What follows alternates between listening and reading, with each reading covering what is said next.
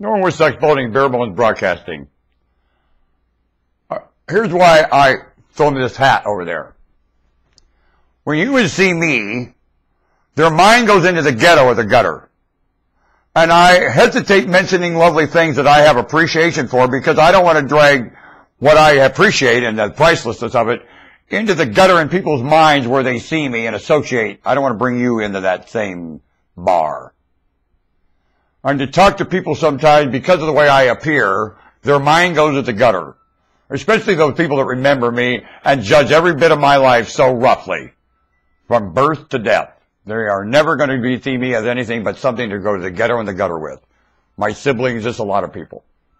It's the damnedest thing you ever saw. They love me as long as I remain in the gutter and the ghetto. Only as soon as I don't, and my image removes from that, they're so offended they don't know what to say because they're so much smarter about everything about me than I am. And all they see is my ghetto and gutter living. Well, let me remind you, there's a lot more to that, even if when it's in my mind. And I failed every priceless aspect of me, let me remind you, there's a lot more in my mind than anything I've ever failed. And there's a lot more in my mind, and my failure is aware there to anything you point to. And when I look at who's pointing me, they haven't succeeded in their life in this way, in any way, shape, or form more than me. No, they haven't. I can point to every aspect of their life, and where you will point to mine and show you you're just as the same. And you've done more damage there than I ever did. Want to bet?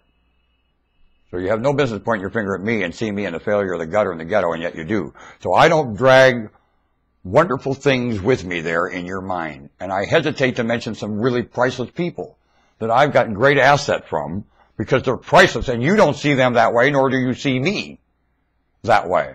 And when I remind you how much asset I've gotten from these people, for example, the Central Intelligence of the United States of America, I don't want to mention them in front of you because you don't believe that, and I'm afraid I'll embarrass them. The same way the police or the court. Well, they've helped me. They've been an asset in my life. I don't find them my enemy at all. No way. The law, the government, let's see what else.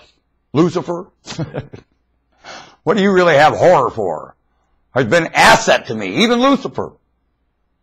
Have you ever come to terms with Lucifer? You can't. What a bet! Is that what the Lord told you, that you are not able to come to terms with Lucifer, that this thing always has giant effect on you and you have to run under the wing of the Lord like a peep and a chick and a chicken? Baloney! You're a human being, face everything. More than Lucifer do you face. Ha! When you come and look at everything humans face with this planet, it makes Lucifer sit in the corner like an idiot. You ever read the book of Job? What is Lucifer in the book of Job? What is Satan? Well, what is Satan in the book of Job?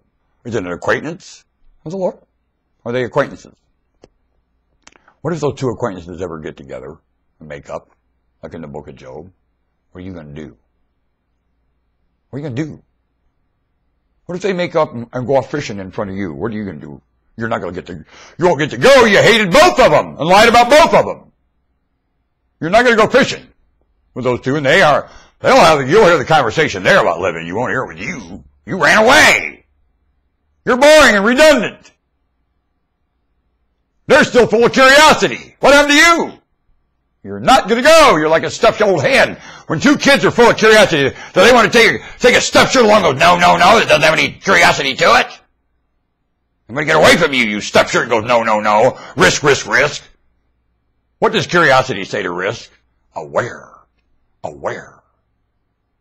You have the utensils to examine. Aware. Does it say, watch out, you'll fall? Oh, really? No, it doesn't. And when it makes a mistake and dies, I suppose it's mad. I didn't want to die in curiosity and fun. Well, how are you dying? How would you rather die, in fun and curiosity, or cancer that runs away from it by society and grant? How? I don't want to rot from something that people lie about every day and make a living off of. I don't. I'd rather die like, I'm trying to remember his name. Just a minute. Old Sonny. Wham! Dead. Not a bad way to go, Sonny. Or maybe Bob Caldwell.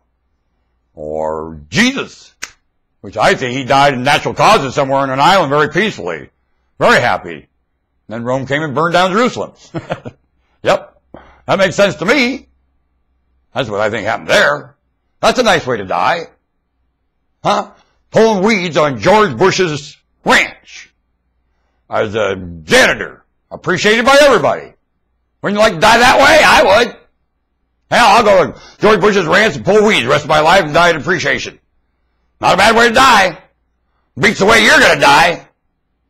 Even young men would rather go to Afghanistan and face dying there with idiots than die here your dumb methods.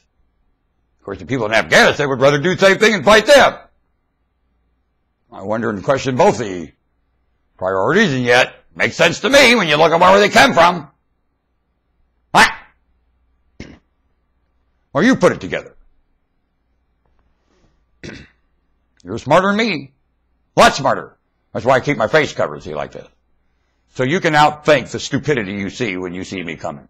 I don't want to drag a witful and meaningful conversation too low into the gutter, because usually you associate my face with something to stoop with. And I'm telling you, I'm bringing something up that's far above any of my appearance at all. Thank you very much. Norman Woodstock Spalding. I'm the last remaining monarch, and I've got to get you thinking. Right? Just backing up and remembering more. That's all.